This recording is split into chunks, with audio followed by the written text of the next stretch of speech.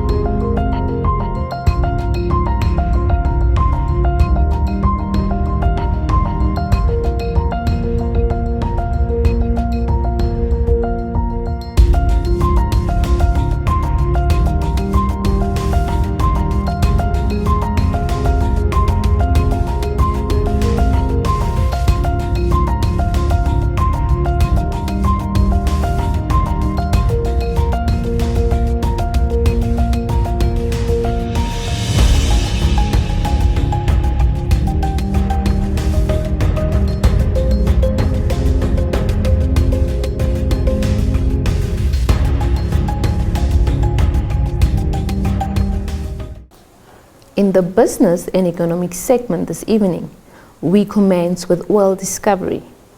Mines and Energy Minister Tom Alwendo says the discovery of Graph-1 deepwater oil will give government a clear shot at re-imaging the country's economy in the best interest of all stakeholders. Erasmus Shaliahwe compiled the story. In a joint media statement with Petroleum Commissioner in the Ministry, Maggie Shino, issued on Tuesday, Alwendo said, when the time comes, the government would need to think boldly in structuring a recovery model that is in the best interest of the Namibian people and all stakeholders involved. The minister congratulated Shell, Qatar Energy and the National Petroleum Corporation of Namibia on their recent oil discovery offshore Namibia, adding that it gives them a clear shot at re-imaging the economy. On her part, Shino said, the Namibian government is excited to enter a new era in the oil and gas exploration sector, which is a great milestone achieved within the Orange Basin. They were reacting to the oil discovery announcement made last week by NAMCO and its partners Shell Namibia and Qatar Energy. The discovery of Graph-1 deep-water exploration light oil was made in both primary and secondary targets in the Orange Basin, offshore Namibia 270 kilometers from the town of Oranjemund. Drilling operations commenced in early December 2021 and were safely completed in early February 2022. Public policy analyst and lecturer at the University of Namibia's Urundu campus, Dr. Gershon Sindano, says the veterinary cordon fence, known as the Red Line, will not be moved anytime soon. Thus, the Kavango East Region Farmers Union should focus on alternative means to market livestock. Sawi Hausiko compiled this report. Sindano made the statement on Tuesday during a 2-day stakeholder engagement aimed to develop a 5-year strategic plan for the Kavango East Region Farmers Union. The engagement will also look into progress on a proposal made last year into the gradual removal of the red line. He noted in 1896, Namibia suffered a serious outbreak of rinderpest, a cattle disease where German settlers and hereros suffered losses. Sindano explained that to protect German herds from future epidemics, the veterinary cordon fence was introduced. He suggested that the solution would be to create foot and mouth disease-free zones with feedlots in each constituency to act like quarantine zones. This, however, he said, needs political will. The zones, which then remain disease-free, can then be given access to other markets, such as the Southern African Development Community Free Trade Agreements. He said the government should rather establish mobile quality assurance officers to ensure the quality of livestock in each constituency. I am Sawi Hausiku, reporting for Nampa News. That's all the top news we had for you this evening. Stay tuned for the economics roundup, followed by the weather forecast.